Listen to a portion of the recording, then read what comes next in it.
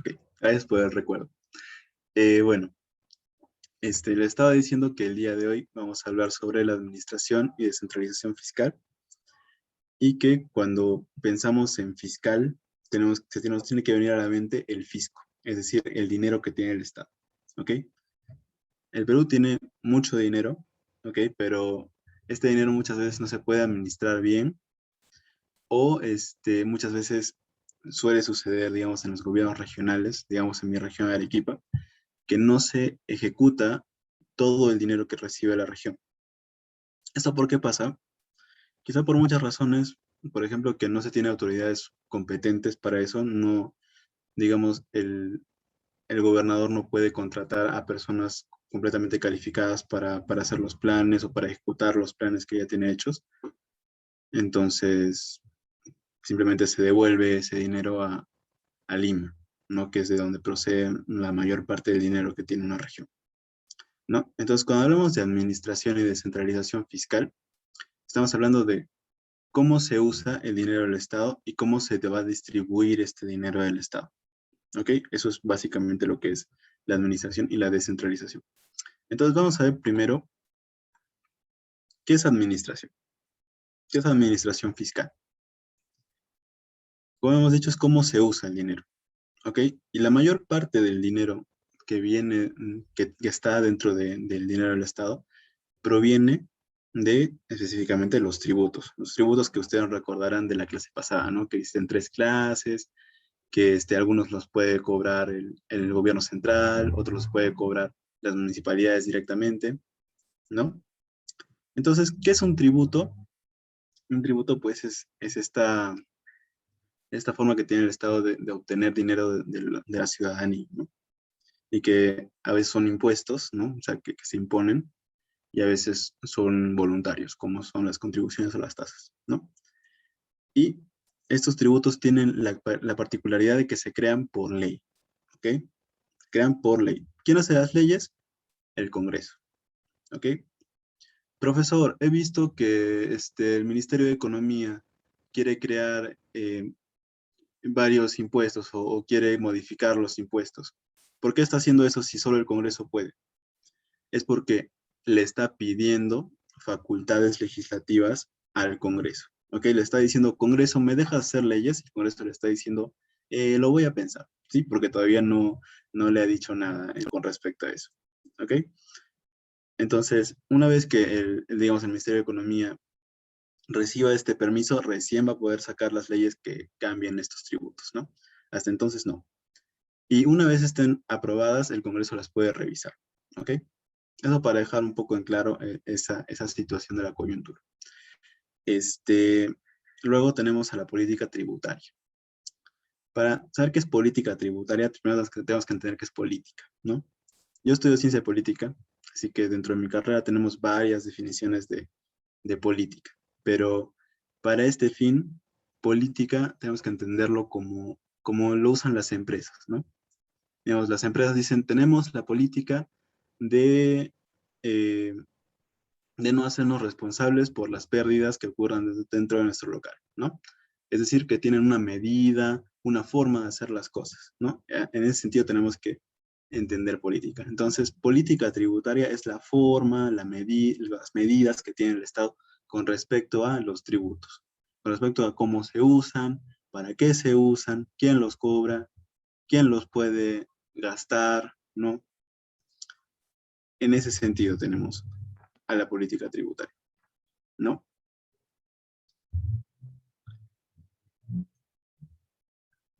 Eh, no, no. Me dicen si SUNAT administra el arbitrio. No, quien administra los arbitrios son las municipalidades. ¿Qué es un arbitrio? Un arbitrio es una de las, es es un tributo que se paga cuando se recibe un servicio de la municipalidad, como por ejemplo la limpieza de las calles, digamos, cuando se recoge la basura, cuando viene el camión basurero a recoger la basura, eso se financia con arbitrios, ¿ok? Y muchas veces las municipalidades, o bien hacen rebajas de los arbitrios, o bien, cancelan los arbitrios, es decir, que las personas no tienen que pagar por eso. Okay, muchas veces lo que pasa y los árbitros terminan financiándose con otro tipo de dinero, digamos, impuestos, ¿no? Pero, pero sí, esos son los árbitros. ¿Okay? Bueno, continuando. La política tributaria es como, pues, vamos a llevar, el Estado lleva a cabo el cobro de tributos o cómo y para qué se usan los tributos, ¿no? La política tributaria va a ser parte de la política económica. Esa es una de las partes más importantes de la política económica, ¿no? Porque es de donde el Estado puede obtener dinero. ¿Ok? ¿Y qué es la política económica? Es, como hemos dicho, las medidas que tiene el Estado para con la economía, como por ejemplo, cómo el Estado regula la economía, qué personas pueden participar de la economía para el Estado, ¿no? Ok. Eh, Luego tenemos que la política económica, la política tributaria es formulada y fomentada desde el Ministerio de Economía. ¿Okay? El que pone estas reglas, estos lineamientos que tiene la política tributaria es el Ministerio de Economía. ¿Ok? Pero ¿quién la va a llevar a cabo? Es la SUNAT. ¿Ok? La Superintendencia Nacional de Administración Tributaria. ¿Por qué? Porque habíamos dicho de que ellos cobran los impuestos, la mayoría. ¿Ok? Algunos impuestos los cobran las municipalidades, pero los que van al gobierno central los cobra la SUNAT. ¿Ok? Y que tiene que hacer cumplir esta política fiscal, esta política tributaria, es la SUNAT. ¿Ok? Continuamos. Continuando con la administración tributaria, bueno, disculpen, aquí debería decir fiscal. ¿Ok? ¿Ok? Continuando con la administración fiscal, tenemos que ver para qué son útiles los tributos, ¿no? Eh, los tributos, para empezar, cumplen una función redistributiva. O sea, muchas personas se quejan de que existen tributos, ¿no? Digamos, ¿para qué existen? ¿Por qué nos quiere quitar el Estado dinero, ¿no? Y eso tiene una razón. Es porque queremos, bueno, el Estado al menos quiere que aquellos que tienen más dinero puedan contribuir a que las personas que tienen menos dinero puedan tener, digamos, una igualdad de oportunidades, ¿no? Esta igualdad de oportunidades se logra, digamos, dando educación, proveyendo de salud, de seguridad y de todos los servicios que puede dar el Estado, ¿no? Entonces, se cumple la función redistributiva a través de los tributos. En el segundo lugar, tenemos que los tributos sirven para remediar las fallas del mercado. ¿Ok? Existen varias fallas del mercado. Entre esas, ustedes pueden leer aquí que existe la ausencia de regulación, es decir, que no hay reglas para el mercado, la desigualdad, sobre todo la desigualdad económica, la desigualdad en los sueldos, o sea, en las rentas de las personas, la inexistencia de ciertos bienes dentro del mercado, digamos, hay un bien que falta, por ejemplo, no se puede faltar pan, por ejemplo, ¿no? Entonces, esa sería una falla dentro del mercado, sobre todo cuando ese bien se necesita, pero no se puede acceder a él. Luego tenemos las externalidades negativas, es decir, que hay agentes que están fuera del mercado, que están alterando al mercado de manera negativa, ¿ok? Luego tenemos monopolios, que ustedes sabrán que son, digamos, las empresas que tienen el control mayoritario o único de un solo recurso y que esto pues afecta negativamente porque ninguna otra empresa puede competir contra este monopolio. ¿Ok? Y por último, la simetría de la información, que es que, digamos, una empresa con más recursos puede acceder a mejor información que una empresa de menos recursos. ¿Ok? ¿Cuál de estas fallas estamos solucionando con los tributos? La falla de la desigualdad de rentas. ¿Ok?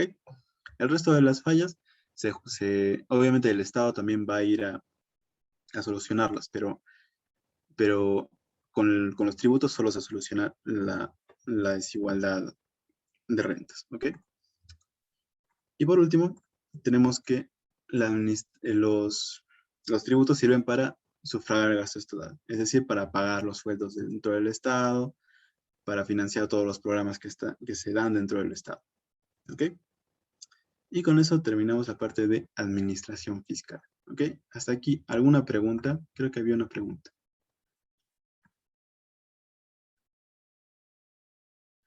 Ok. Ok, me están preguntando sobre el arbitrio vehicular. No, no tengo información actualmente de eso, no estoy seguro. A ver.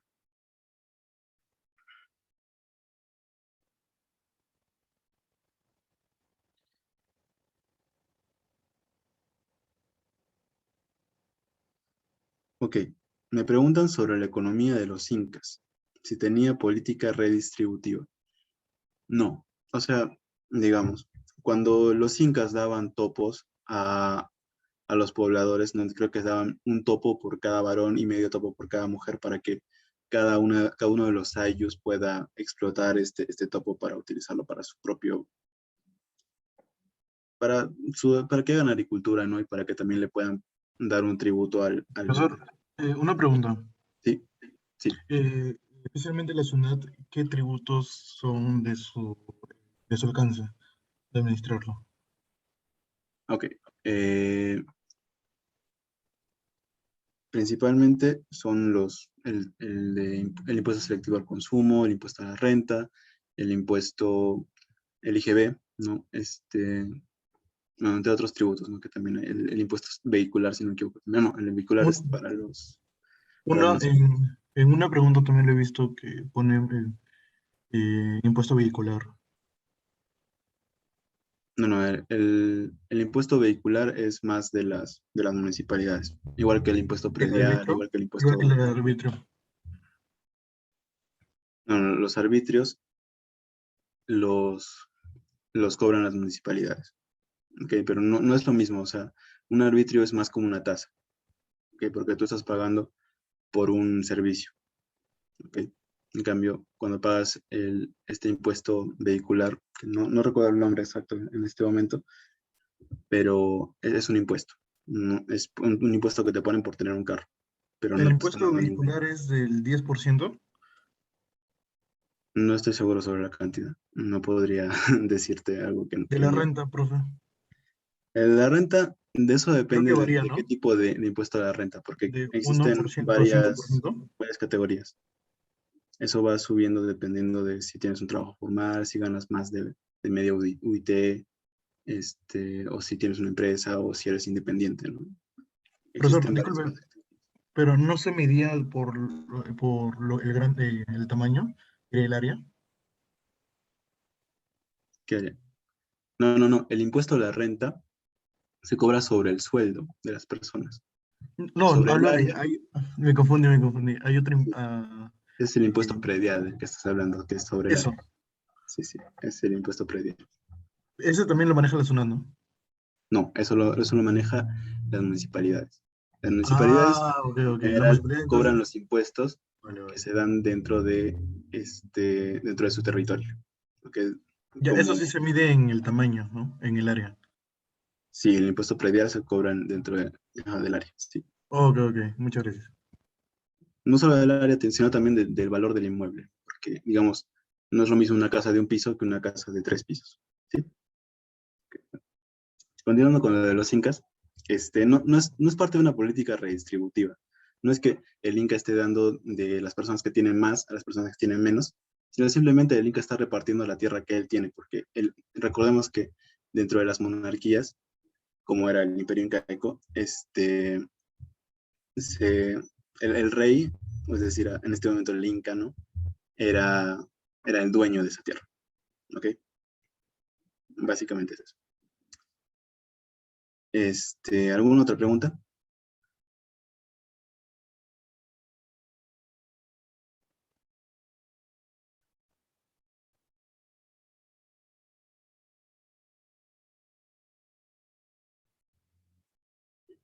¿No? ¿No? Ok, ok, entonces vamos a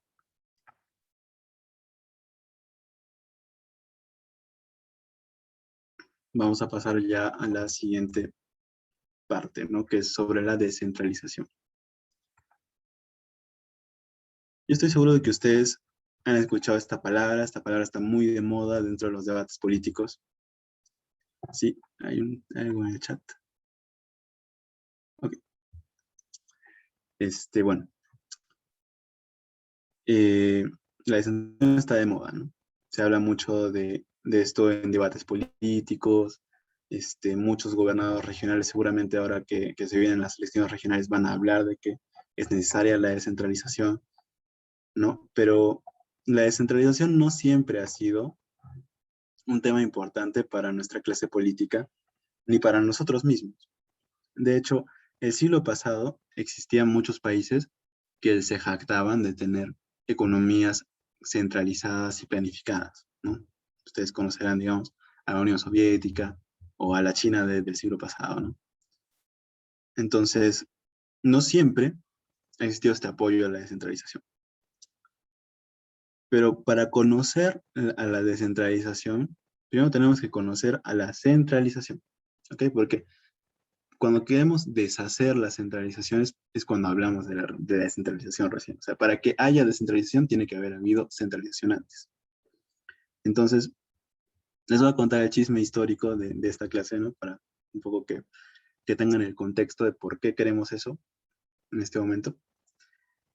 Y con eso pasaríamos a la parte de esto, que esto seguramente no lo van a ver dentro de su examen, ¿ok?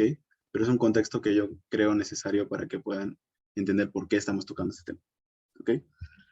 Entonces, hace 1000 años, sí, esto es algo que quizás es difícil de imaginar, ¿no? Pero hace 1000 años, los países pues no eran como los tenemos ahora. No estaban gobernados por presidentes, sino que tenían reyes, ¿ok? Y estos reyes eran dueños del país. Literalmente, así como uno puede heredar una casa, ellos heredaban el país de sus padres o de algún tío o de algún familiar, ¿no? Porque también existían esos casos, ¿no? Y estos reinos eran tan grandes que no se podían gobernar desde un solo sitio.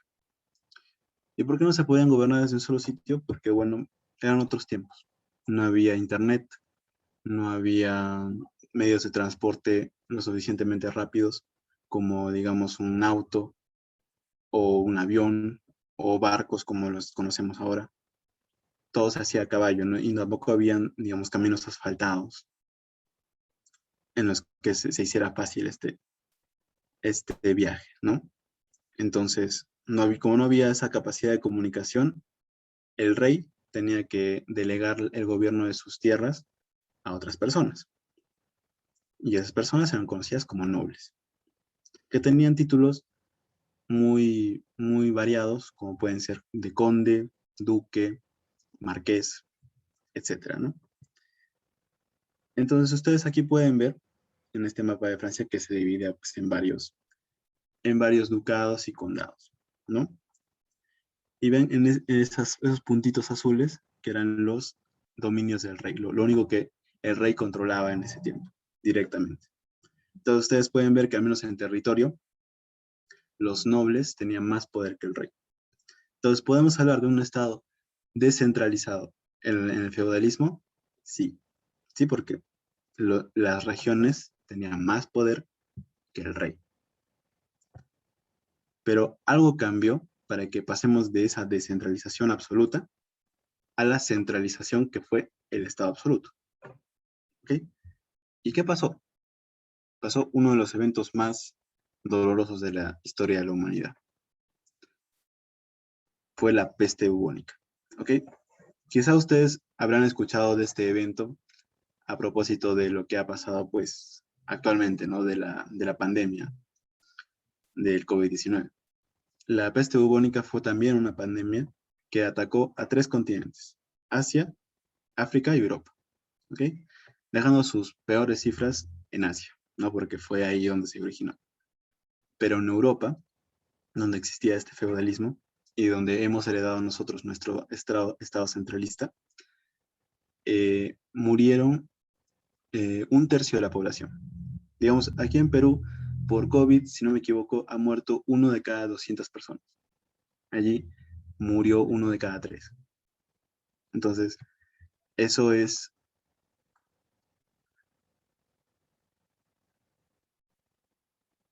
Ok, las preguntas las voy a responder una vez termine la explicación, ¿ok? No hay que estar interrumpiendo, ¿ok? Sí. Bueno, continuando con la explicación. Entonces pasó este evento, pues, y murió 1/3 de la población, donde la mayoría eran campesinos. La economía de cada uno de estos países dependía fuertemente de estos campesinos, ¿no? Entonces, ahora que había menos, se producía menos comida, ¿ok? Y los nobles perdían cada vez más poder, porque tenían cada vez menos personas a su cargo. ¿Y quién más perdía poder? La iglesia. ¿Por qué? Primero porque había muerto mucha gente y muchas personas ya no estaban muy convencidas de la idea del cristianismo, no hay de la idea de un Dios cuidando a todos cuando literalmente a una persona se le había muerto toda su familia, ¿no? Era un poco difícil de creer. Y también porque como había menos personas trabajando, también había menos personas cuidando de las tierras del clero y por tanto tenían menos poder. Pero ustedes siempre tienen que tener en cuenta que en una situación en la que alguien está perdiendo poder, alguien más está ganando ese poder que la otra persona está perdiendo. ¿Ok? ¿Y quién estaba ganando poder en ese tiempo? Primero, los campesinos que habían quedado vivos. ¿Por qué ellos estaban ganando poder? Porque ahora los nobles se veían en la obligación de pagarles un sueldo. ¿Qué profesor? ¿Antes no le pagaban sueldo? No, no les pagaba. Entonces, ¿por qué trabajaban por ellos? Trabajaban porque ellos le daban una porción de su tierra para que ellos puedan trabajar y puedan subsistir de esa tierra. ¿Ok? Puedan alimentarse, puedan alimentar a sus familias y puedan obtener, digamos, ciertos recursos que puedan vender luego, ¿no? Entonces, ahora que les pagaban, a algunos campesinos se les ocurrió la idea de dejar de hacer eso y de dedicarse, digamos, al comercio. Otros decidieron pagarse una universidad y se convirtieron en doctores, abogados o profesores, ¿no? Y otros más se cobraron los títulos nobiliarios de otros nobles que habían perdido todo su poder y que estaban literalmente regalando sus títulos, ¿no?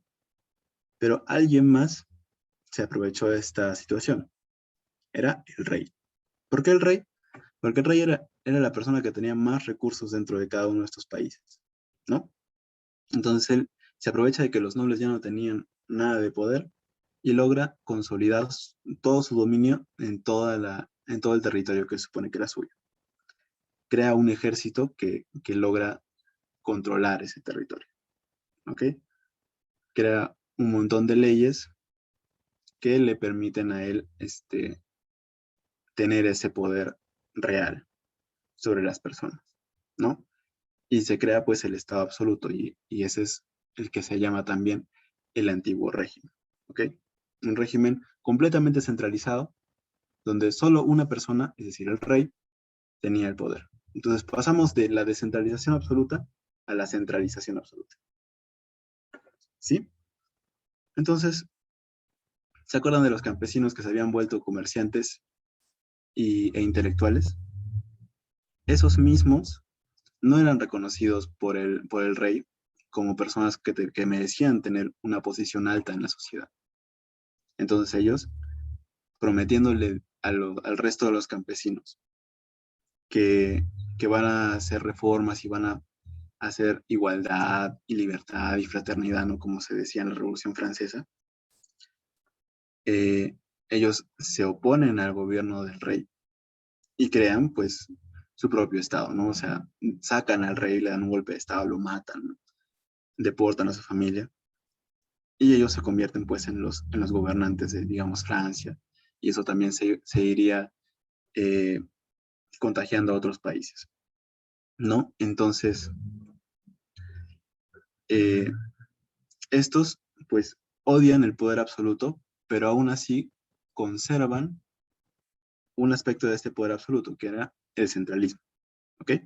Entonces, cuando aquí en Perú, nuestra élite intelectual se alía con otros, con poderes extranjeros y logra la independencia del Perú, también se copia de estos modelos centralistas, ¿ok?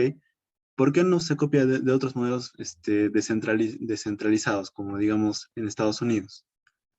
Porque teníamos pues ya esa manera de pensar centralista que habíamos heredado pues de la organización que teníamos de España. ¿Okay? Principalmente por algún sentido de practicidad es que hemos conservado el centralismo en nuestro país. ¿Ok? ¿Y cuál es la historia de ese centralismo y de la descentralización en el Perú? Todo ocurrió después de la guerra con Chile. Después de la guerra con Chile, pues se acordarán de que hubo una crisis económica muy grande y murieron muchas personas, el país perdió un territorio muy importante como era Tarapacá y Arica y Tacna también temporalmente, ¿no? Donde había un recurso que se llamaba salitre, que justo en ese tiempo era muy importante para las potencias europeas porque se vendía y servía para fertilizantes, ¿no? Entonces, como se había perdido este recurso, el Perú pues estaba tratando de recuperarse económicamente. Y pues pasaron 13 años desde ese intento, ¿no?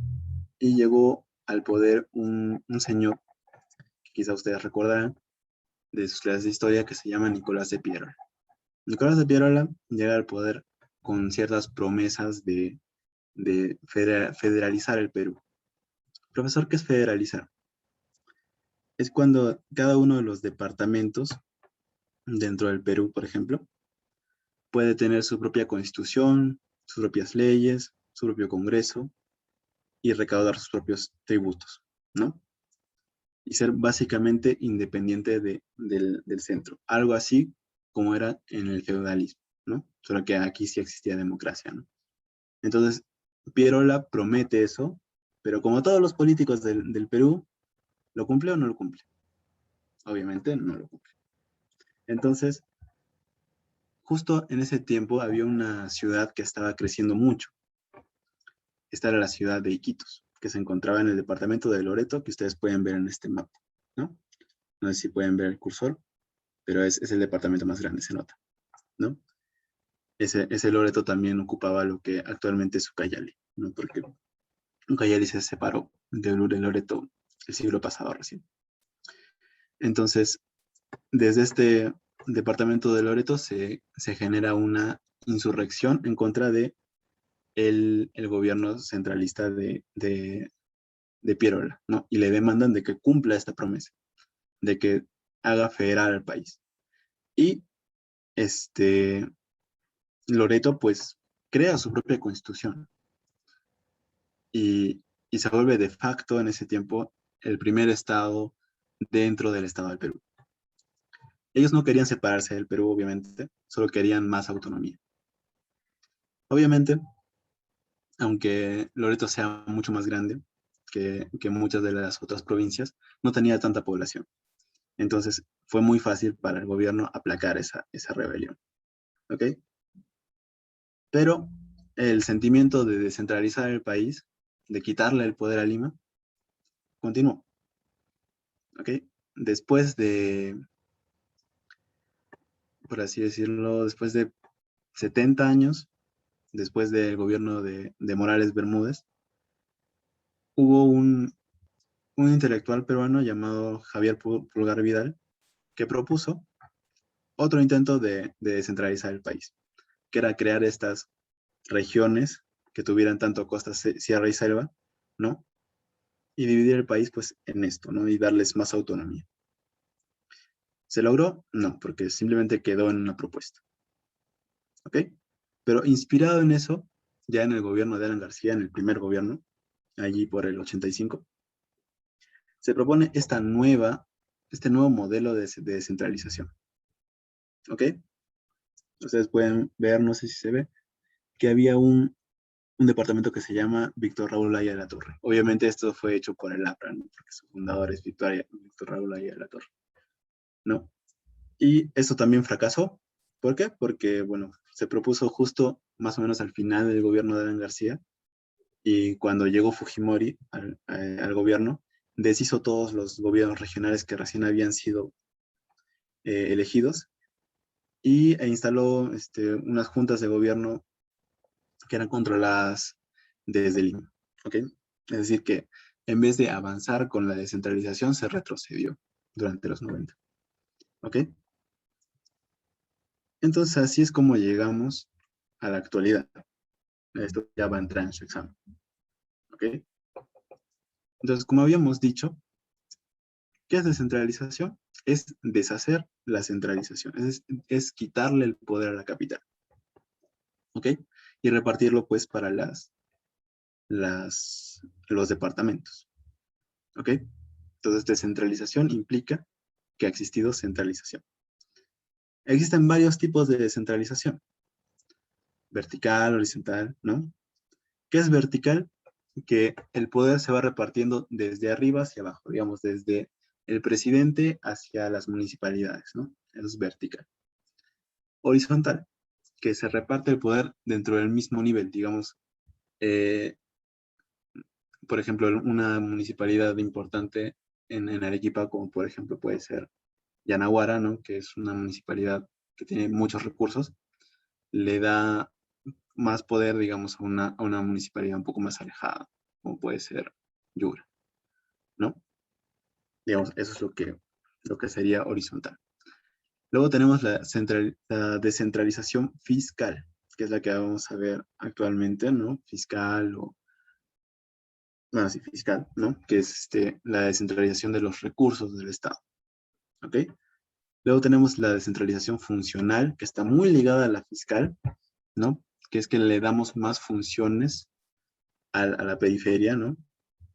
Y por último, la descentralización territorial, que es un poco de crear nuevos territorios y darles más poder, ¿no? Básicamente. Pero la que vamos a ver actualmente obviamente es la fiscal, ¿no? Sí, ok. Bueno, antes de pasar a esto ya, si hay alguna pregunta, eh, creo que alguien quería hacer una pregunta.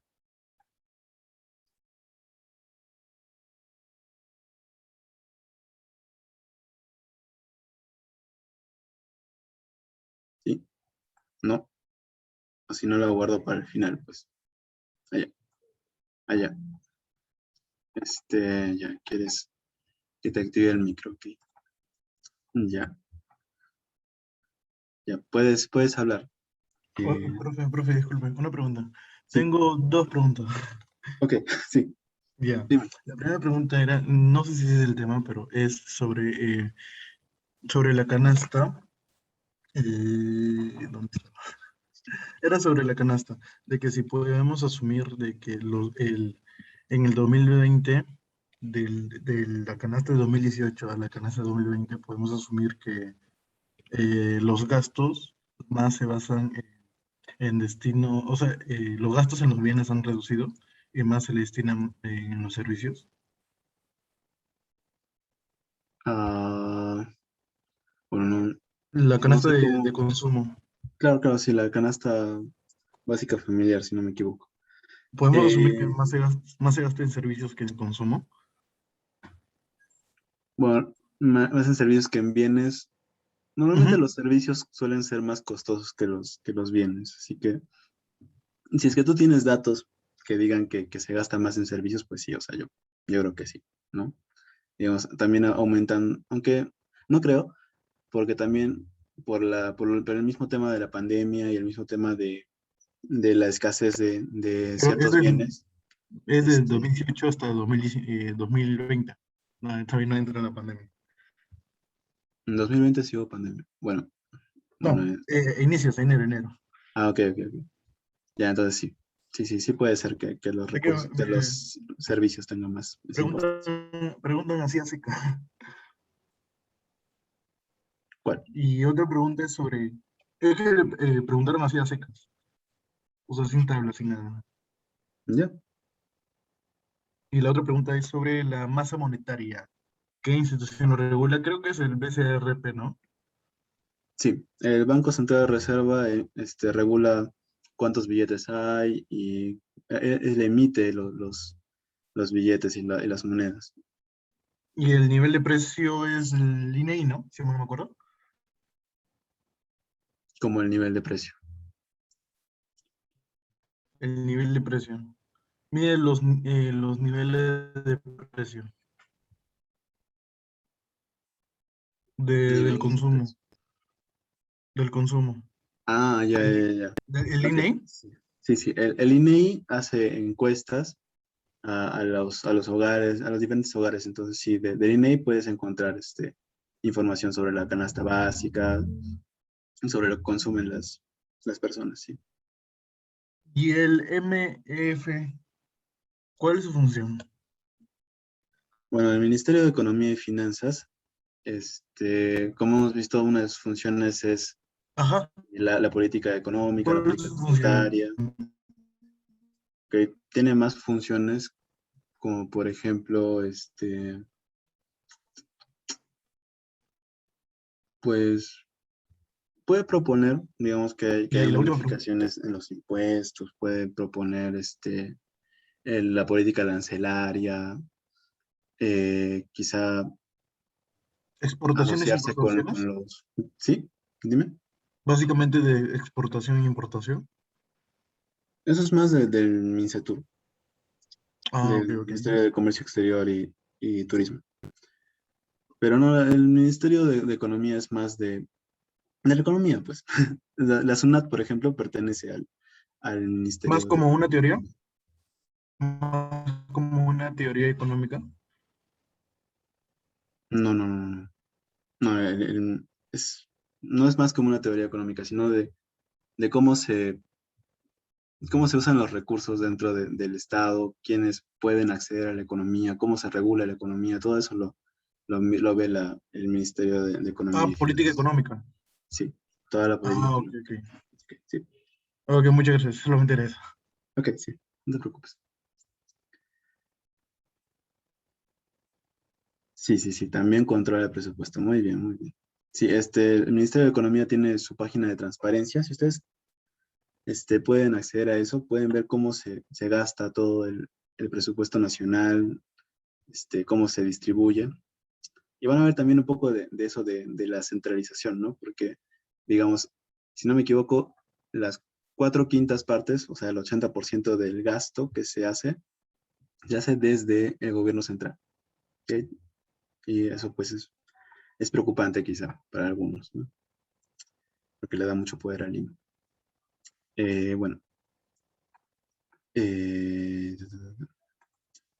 sigamos. Este, bueno, entonces, según la Constitución dice que el Perú es un país descentralizado.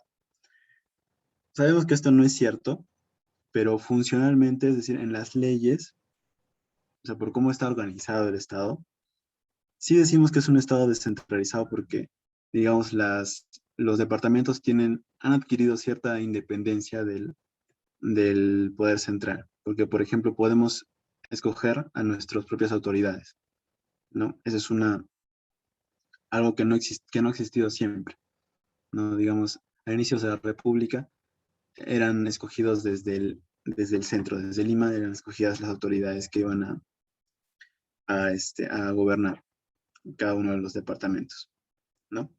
Entonces sí es un estado descentralizado, es un estado unitario descentralizado. Es decir, que a pesar de que existen esas divisiones, realmente no hay independencia entre ellas, solo hay cierto nivel de autonomía, nada más. ¿Ok? Este, Se nos dice que los procesos de descentralización han fracasado. Como les he contado en la historia, fracasaron los procesos de descentralización que se intentaron ya hace 2 siglos, el que se intentó allá por los 80s, ¿no? Y el que pues se detuvo durante el gobierno de Fujimori. Y también hubo otro proceso de descentralización ya durante el gobierno de Toledo, ¿ok? Que en el gobierno de Toledo se publicó esta ley de reforma constitucional sobre la descentralización, sé que se incluyó un nuevo capítulo dentro de la Constitución que decía cómo debería ser el proceso de crear nuevas regiones, ¿ok? Y ese proceso fracasó. ¿Por qué fracasó? Porque lo llevaron a votación y nadie quiso. De hecho, el único departamento en el que ganó el hecho de poder unirse, así como ustedes pueden ver en esta foto, el único departamento en el que ganó fue en Arequipa. En el resto, no ganó. Entonces, esas nuevas regiones nunca se llegaron a crear. Entonces, existe mucha confusión entre el término departamento y región. Entonces, ¿cuál es la diferencia? Normalmente las regiones vendrían a ser las uniones entre dos departamentos o más departamentos, ¿ok? Pero provisionalmente les llamamos regiones a los departamentos porque todavía nadie ha querido unirse, ¿ok? Entonces, en la realidad no existen las regiones y es más correcto llamarlos departamentos, pero en nuestra habla cotidiana los llamamos igual, ¿no? Entonces existe otra ley, la ley de elecciones regionales. Como les dije, esto genera que haya más autonomía dentro de las regiones porque se pueden, se pueden gobernar a sí mismas, ¿no? Sin necesidad de estar preguntándole al gobierno central. Y por último, se crea la ley de bases de la descentralización, que es una ley que nos dice, pues, cómo se debe dar ese proceso de descentralización y quién debe dirigirlo. Y obviamente crearon un, un nuevo organismo, ¿no? Que se llama el Comité Nacional de Descentralización, ¿no? Que pues al final está en Lima, ¿no? Y, y no existe realmente una descentralización cuando se quiere dirigir esta desde el centro, ¿no? Y también hay que diferenciar qué es descentralización y qué es desconcentración. Descentralización es cuando le damos más funciones o, digamos, más dinero cuando estamos hablando de descentralización fiscal a las regiones, ¿no? Mientras que desconcentración sería que el gobierno central tenga sus sucursales dentro de los gobiernos regionales, municipales, ¿no? Digamos, si alguno de ustedes vive fuera de Lima, habrá visto que existen oficinas digamos, del Ministerio de Economía o del Ministerio de Relaciones Exteriores, etcétera, ¿no? Entonces son oficinas desconcentradas que se controlan desde Lima, pero que están en en otros lugares que están fuera de Lima, obviamente, ¿no? Entonces hay que hacer esa distinción. Entonces, esta descentralización fiscal de la que estamos hablando tiene tres, tres partes, ¿ok? La primera tiene que ver con los ingresos, ¿ok? La descentralización de los recursos, de cómo cada uno de los departamentos puede obtener su propio dinero, ¿ok? Y esto, pues, obviamente está junto con los impuestos subnacionales, es decir, esos impuestos que se cobran desde las municipalidades. Eh, por ejemplo, los impuestos que ya les mencioné la clase pasada, como son el impuesto predial, el impuesto al juego, el impuesto de alcabala, el impuesto el vehicular, que no recuerdo exactamente su nombre. Esos impuestos ya se cobran desde las municipalidades y es parte del proceso de descentralización. Luego también tenemos un nuevo esquema de asignación de recursos,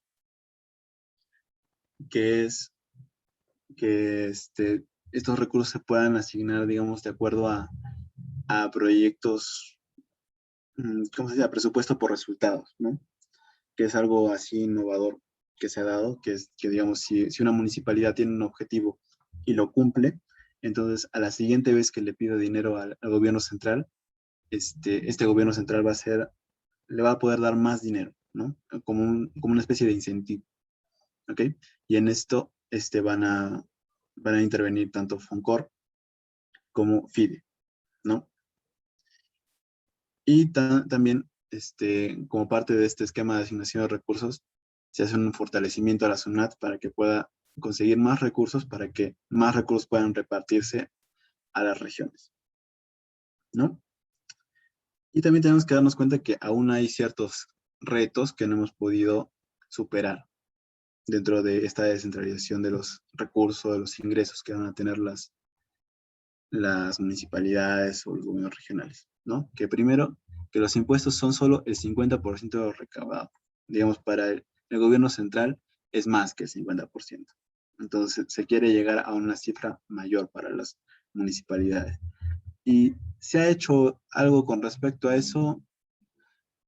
Ya, bueno, ya hemos visto que se han creado impuestos subnacionales, pero también se ha creado esta figura del canon, ¿okay? Que es que la mitad del impuesto a la renta que pagan las empresas mineras, por ejemplo, esa mitad se paga directamente también a las municipalidades que tengan dentro de su jurisdicción a esa empresa o esa explotación minera. No solo de mineral, sino también de gas y otros recursos que no son renovables, ¿no? Porque en algún momento esos recursos se van a acabar, ¿no? Esa es la, la lógica mediante la cual se crea el canon, ¿no? También tenemos que existe cierto desbalance entre los gobiernos regionales, es decir, que algunos gobiernos regionales tienen más poder que otros, ¿no? Y por tanto tienen más recursos que otros, entonces, o tienen menos capacidad de captar esos recursos, entonces tendría que darse una reforma que pueda permitirles hacer eso, ¿no? Y eso se relaciona con lo siguiente, ¿no? Con la capacidad recaudadora baja, ¿no? Que algunas municipalidades no pueden cobrar los impuestos que tienen que cobrar, como habíamos dicho sobre los arbitrios, ¿no? Que muchas municipalidades perdonan a sus pobladores de pagar esos arbitrios, de que no se los cobran o les dan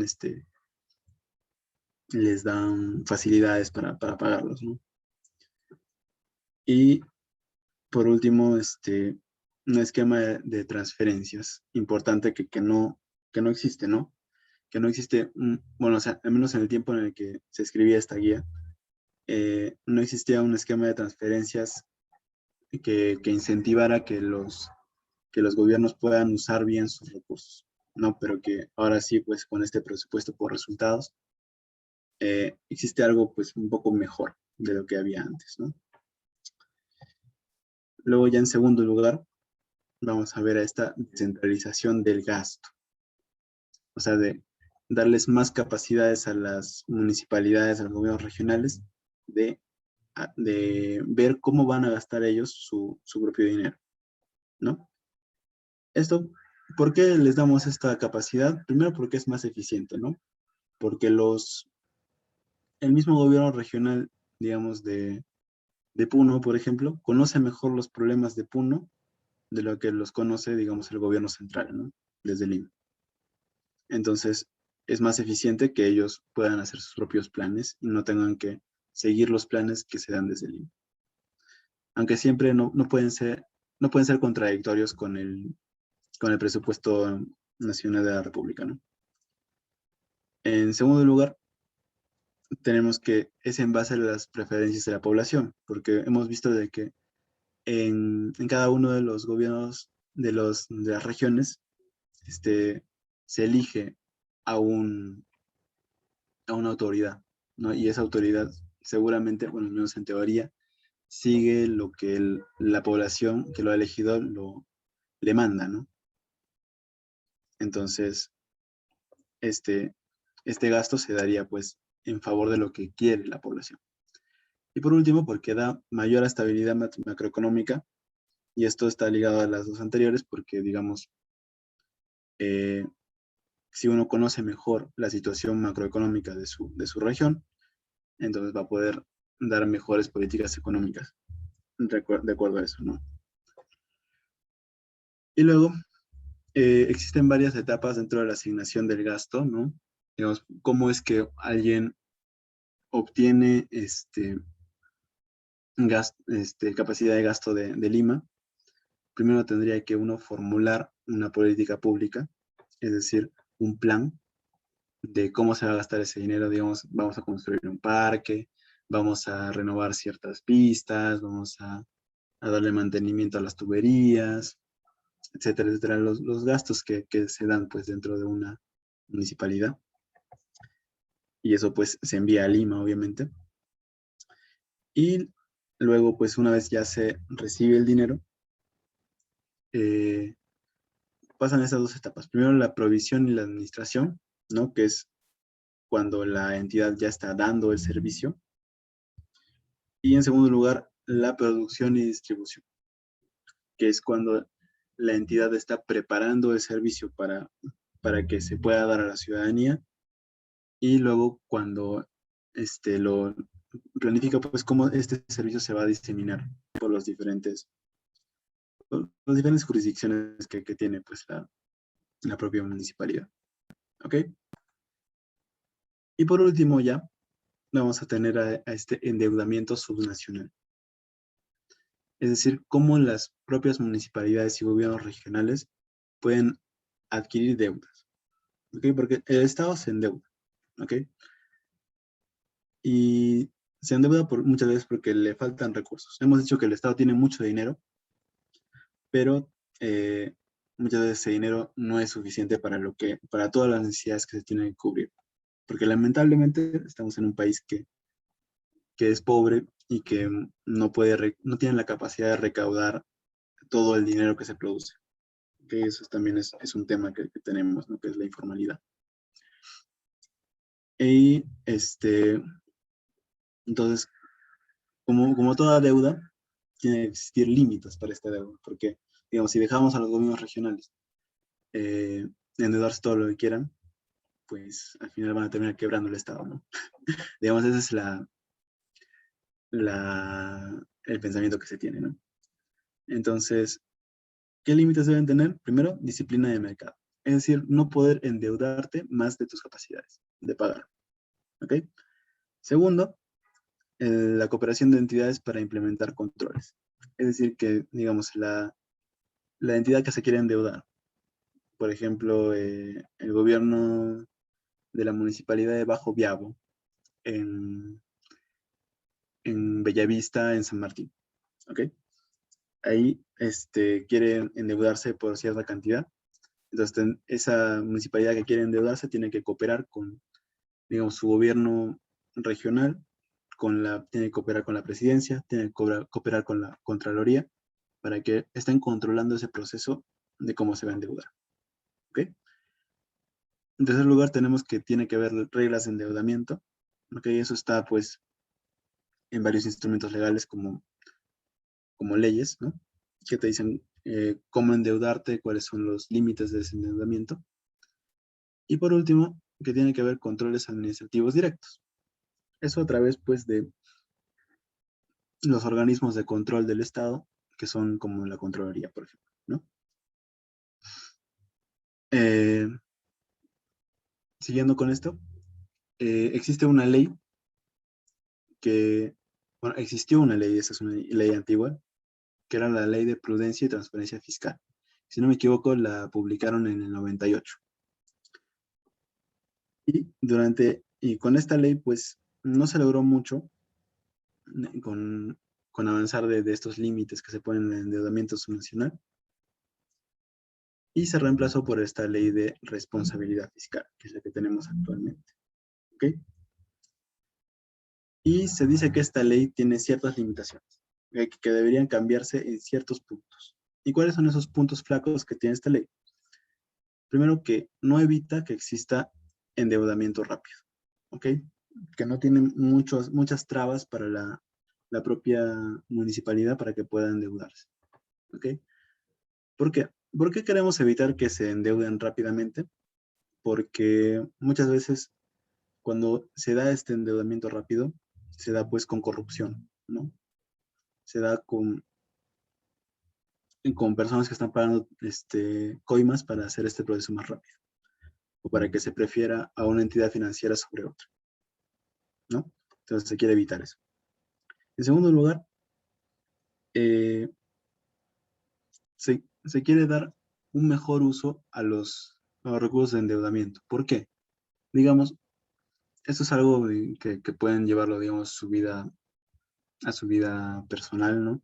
Cuando uno se endeuda, uno normalmente se endeuda para invertir ese dinero, ¿ok? No para que ese dinero quede muerto, quede simplemente en un gasto y ya, sino, digamos, para que ese dinero le sirva para algo, ¿no?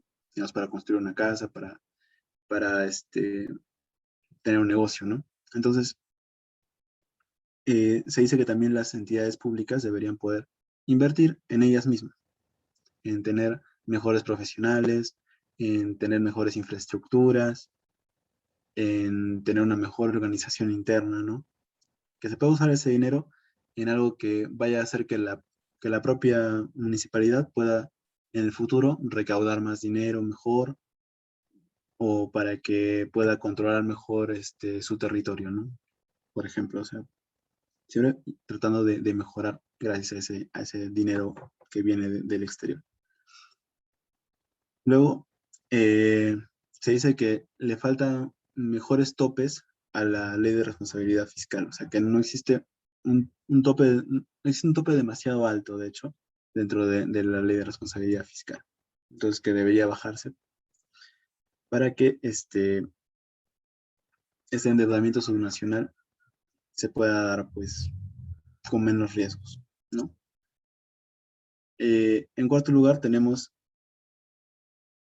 que deberían existir penalidades más severas dentro de la ley de responsabilidad fiscal si es que se incumplen algunos de sus parámetros, ¿no? Si, digamos, uno se endeuda de más, deberían poder, no sé, quitar a la autoridad que ha cometido ese error, ¿no?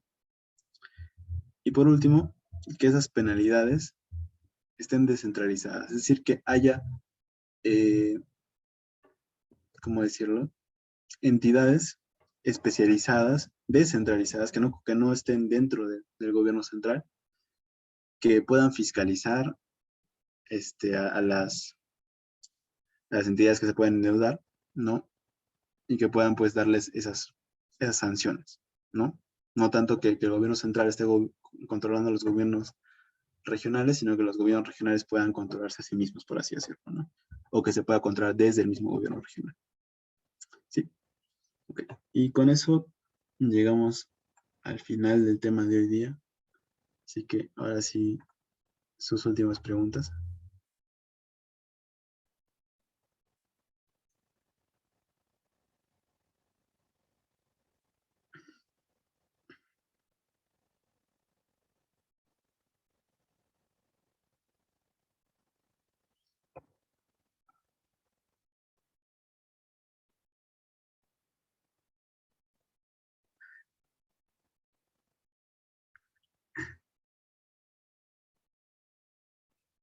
Ok, me dicen todo claro.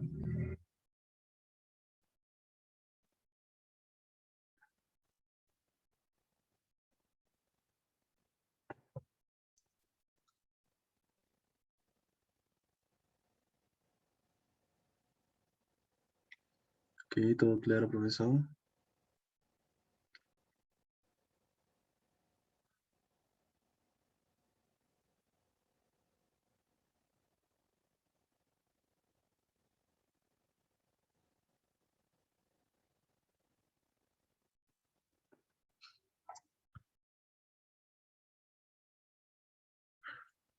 Ok. Ok, entonces no hay preguntas, creo. Sí. No, si hubiese, tienen tiempo hasta que les pueda pasar el Kahoot de la clase de hoy día. Ok. Eh,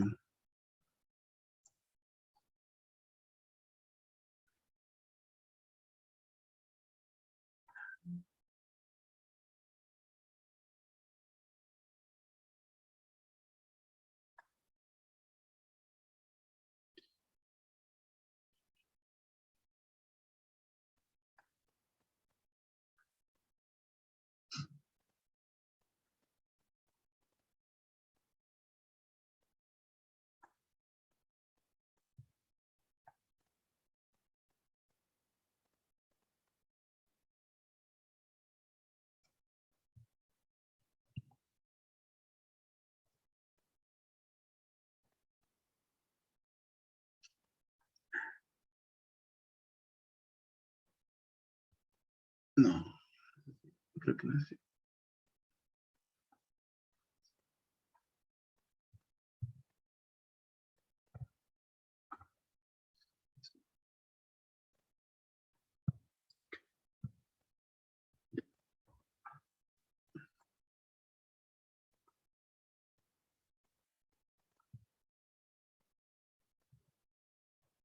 Ok. Ese es el código del Kahoot de hoy día, ¿ok? Que es un cuestionario de 8 preguntas que normalmente lo haríamos en 2 minutos más o menos. Así que vayan entrando, por favor. Y ya después de este Kahoot ya daríamos por terminada la clase. ¿Ok?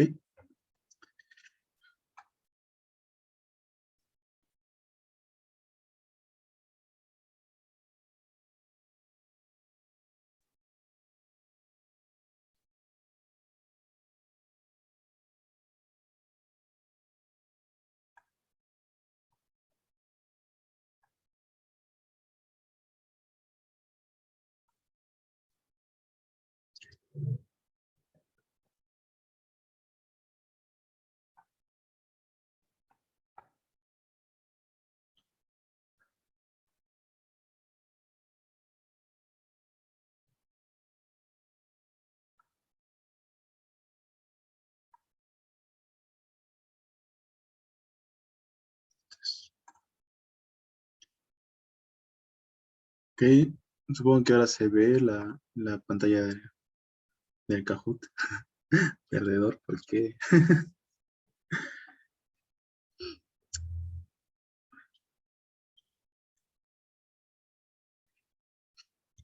Entonces vamos a esperar un rato hasta que sus compañeros se puedan unir.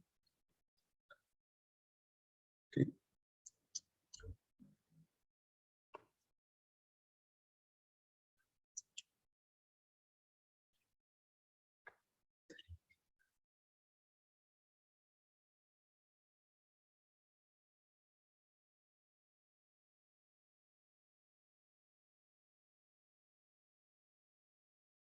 Ok. 9:20 comenzamos este Kahoot, así que tienen 6 minutos exactamente para ingresar. Ok. Así que esperamos porque, bueno, pues,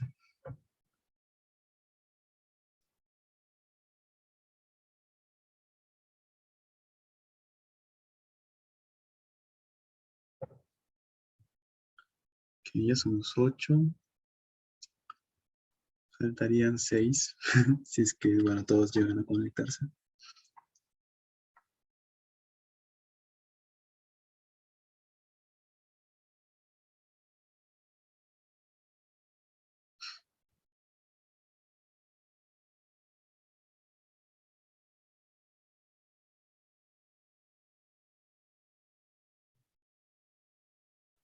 No, si no comenzamos ya con los que están, porque tampoco quiero retenerlos mucho, porque sé que están cansados, ¿no? Ya es el último curso, creo que tienen clases de las 2, y pues sería bueno si los dejara ir un poco antes, ¿no? Eh, sí, bueno. Entonces, esperar un ratito más y ya comenzaremos.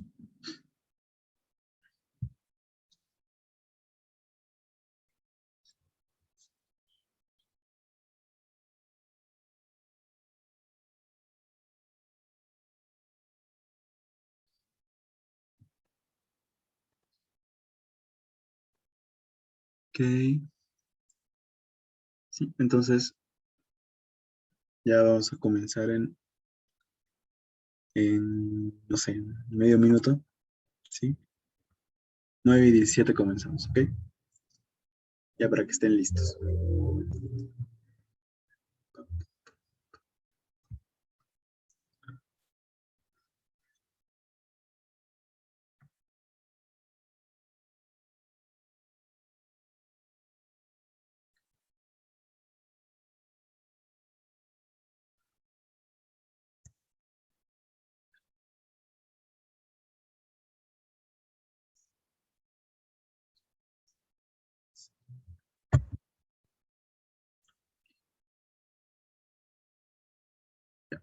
Listo. Entonces ahora sí, comenzamos. 3, 2, 1. Listo.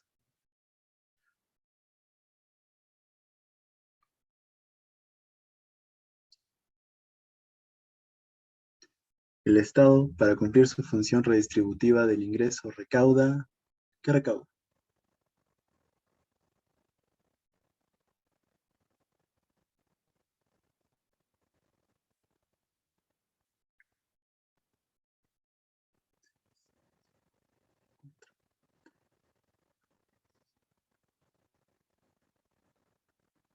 Sí, recauda tributos, ¿ok?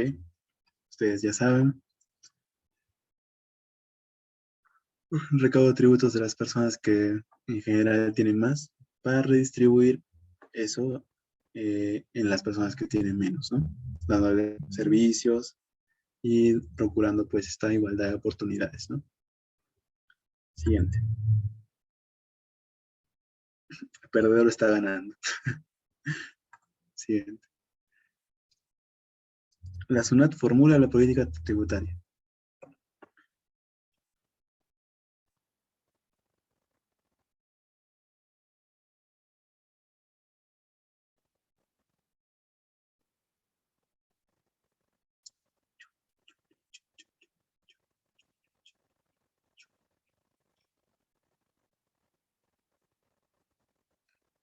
No, chicos, la política tributaria la formula la SUNAT, la formula el Ministerio de Economía. La SUNAT lo que hace es hacerla cumplir, pero el que la formula es el Ministerio de Economía, ¿ok? Es su función. La SUNAT no puede formularla, solo la hace cumplir, solo cobra los tributos, nada más, ¿ok? No, bueno, aquí se equivocaron simplemente por el color. Qué triste, terrible. Bueno, sigamos. Ok, muy bien, Lorena. Siguiente. Son consideradas fallas del mercado. Esas tienen respuestas con trampa. Solo hay una.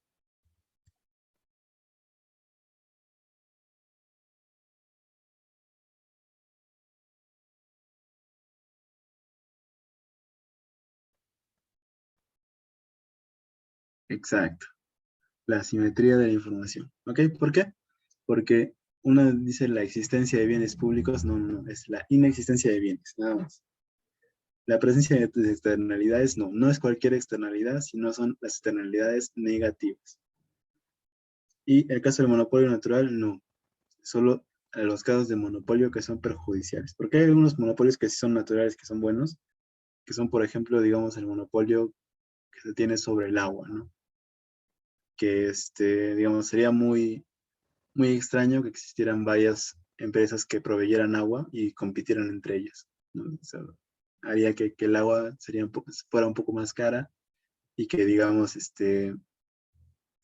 tuviera que haber diferentes tuberías, ¿no? Digamos, si en un mismo barrio se contratan para dos diferentes empresas, entonces tendría que haber dos ramificaciones para ese mismo barrio, ¿no? Que sería un poco absurdo, ¿no? Siguiente. Bien, Lorena se mantiene. Institución del Estado que se encarga de la recaudación de los tributos dirigidos al gobierno central. Esto ya habíamos visto en la clase pasada, pero lo hemos repetido esta clase.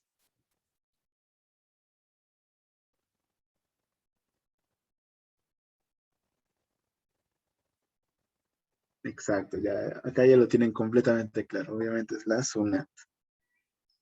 Y los impuestos que no son dirigidos al gobierno central los recaudan las municipalidades directamente. ¿Ok? Siguiente. Ok.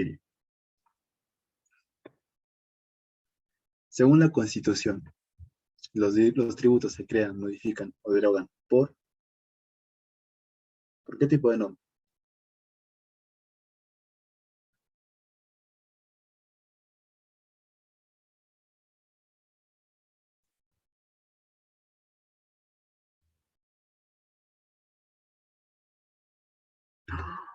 ¿Cómo puede ser?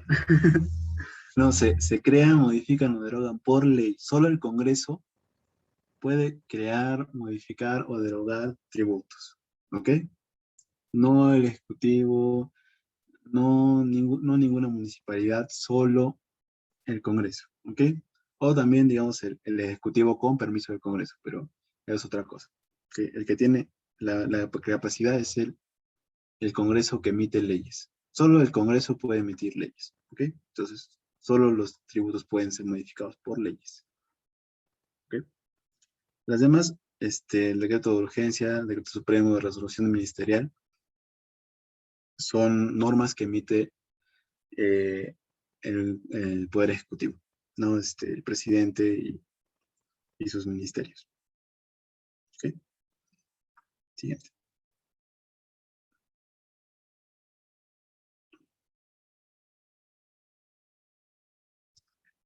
Las recetas o medidas económicas aplicadas por el gobierno para solucionar problemas económicos se conoce como, acuérdense lo que dijimos de política. Política es una... Ah, ya les dije la respuesta, creo. Exacto, la política económica. ¿Ok? Entonces, cuando hablamos de política, hablamos de las medidas, de las costumbres que tenemos de acuerdo a cierta situación, ¿no? Entonces, ¿qué medidas se aplican con respecto a la economía? La política económica, obviamente. ¿Ok? Siguiente.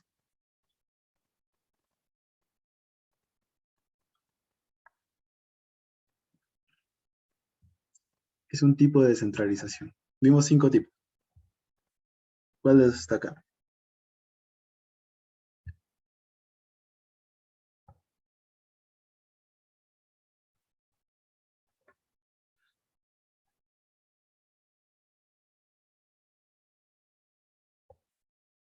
Claro, la vertical.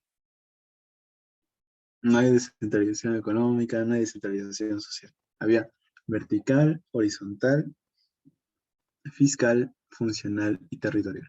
¿Ok? Entonces la vertical es esta, la que va de arriba hacia abajo, o de abajo hacia arriba, dependiendo. ¿Ok? Siguiente. Siguiente. Y la última. Según la Constitución, el Perú es un estado descentralizado.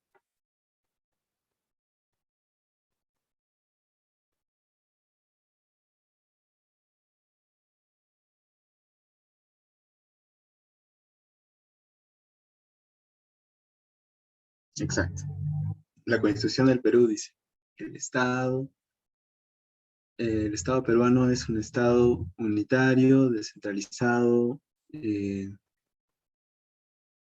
presidencial, si no me equivoco, dice varias cosas dentro de cuando define el Estado peruano. Y una de esas es que es un Estado descentralizado. ¿Ok? Eso es descentralizado en la ley porque, como vemos en la realidad, es más centralizado que descentralizado, ¿no? Por lo que hemos visto que, digamos, el Ejecutivo tiene más capacidad de gasto que las regiones, por ejemplo. ¿Sí? Ya vamos a ver el podio. En tercer puesto está la carita triste. En el segundo puesto, Hilbert. En el primer puesto, ¿quién será? Lorena. Muy bien, Lorena. Mira, el perdedor llegó como finalista. Es un poco irónico. ¿Ok? Entonces, ahí tenemos. Y pues la pregunta difícil fue lo de la que la SUNAT formula la política tributaria. Acuérdense, quien formula la política tributaria es el MEF, el Ministerio de Economía y Finanzas. La SUNAT simplemente la lleva a cabo. ¿Ok? Y bueno, con eso sería todo por el día de hoy. Ahora tendría que pasarles la asistencia, ¿no? Todavía no se vayan, por favor, la asistencia. Eh,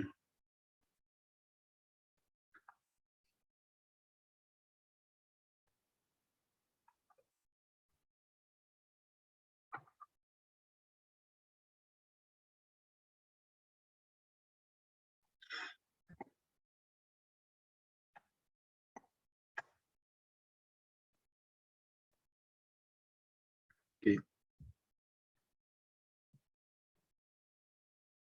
Aquí está. Y gracias a ustedes por asistir el día de hoy.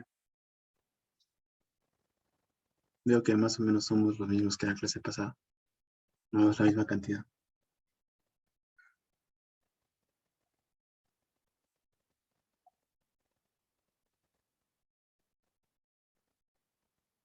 Ok. Yo voy a cerrar esta asistencia a las 9:35, así que... Ok. Y